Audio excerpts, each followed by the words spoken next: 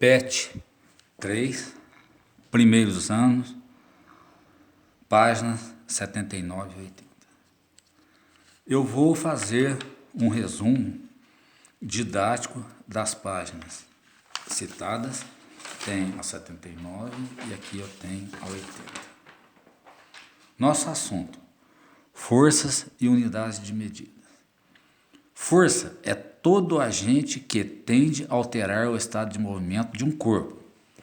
Tipos na natureza: gravitacional, eletromagnética e nucleares, forte e fraca. Nomes especiais de forças: força de atrito.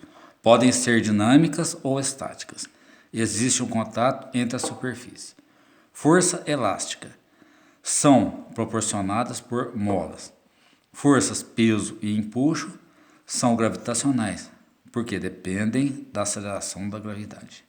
Finalmente, primeira lei de Isaac Newton, ou também conhecido como a lei da inércia.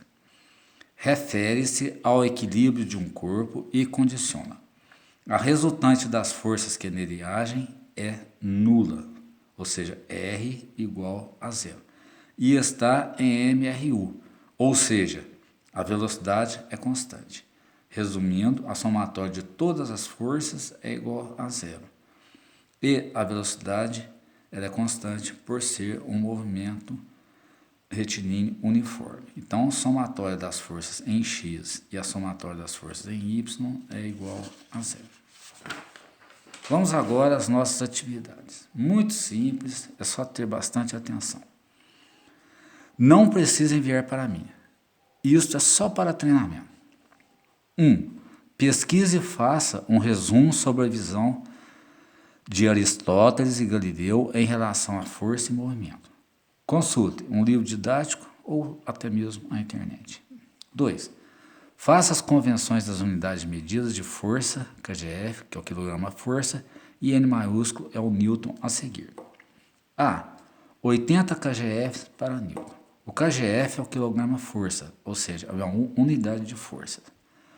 1 kgf equivale a 9,8 newtons, então é uma relação constante.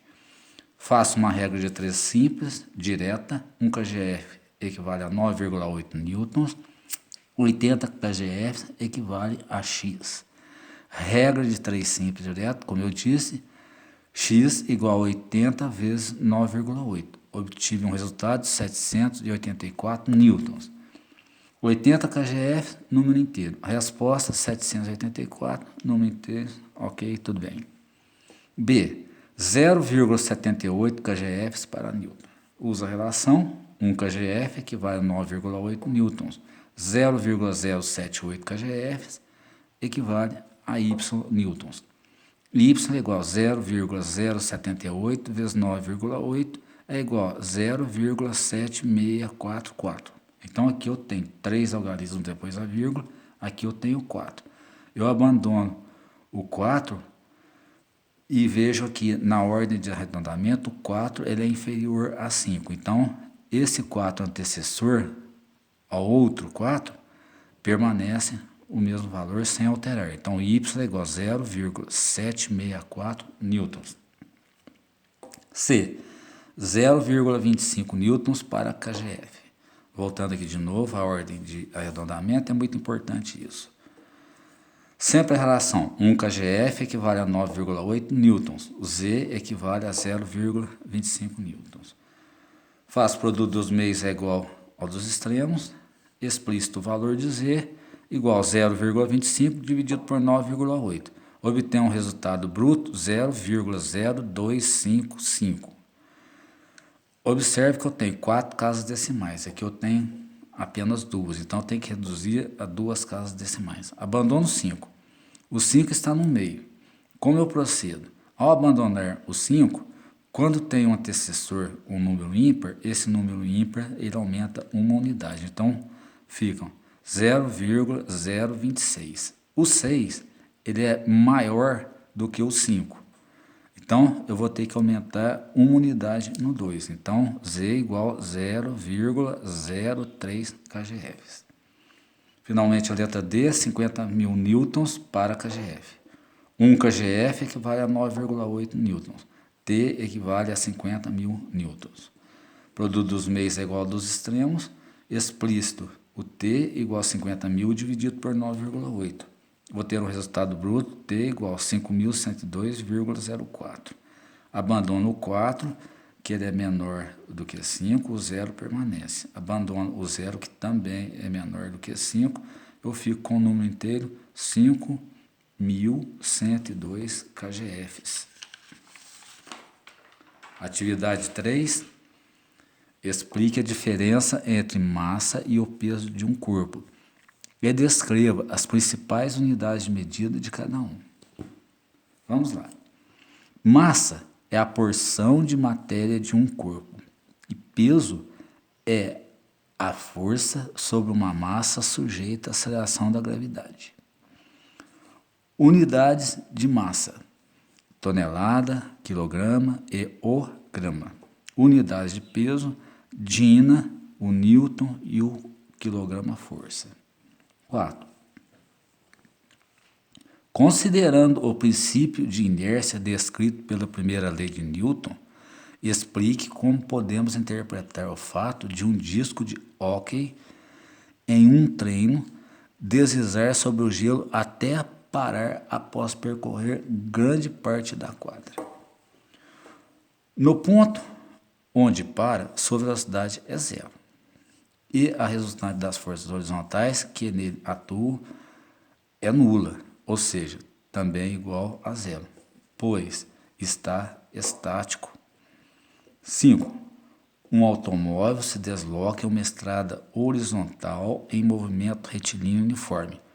O motor exerce uma força de propulsão F igual a 1.600 newtons.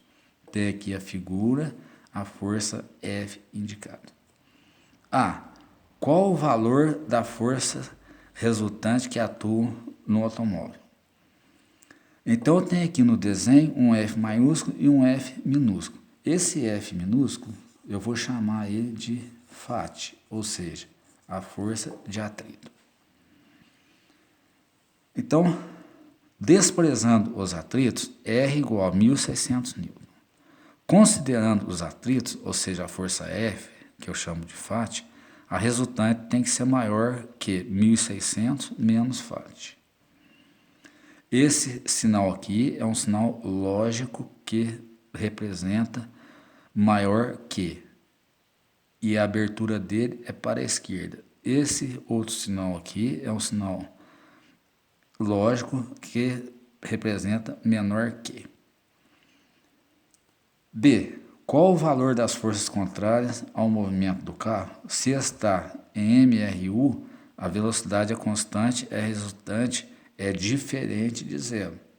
Então, se R é maior que 1.600 menos FAT, que é o F da figura, FAT é menor do que 1.600. Observe que eu passei o FAT para o lado esquerdo, o sinal lógico vai mudar de sentido. Então, aqui era maior, aqui passa a ser menor. Espero que tenham aprendido. É muito fácil. Ao final da apostila, enviarei atividades para vocês. Essas resolvidas, repito, são apenas para treinamento. Até a próxima aula. Muito obrigado. Tudo de bom.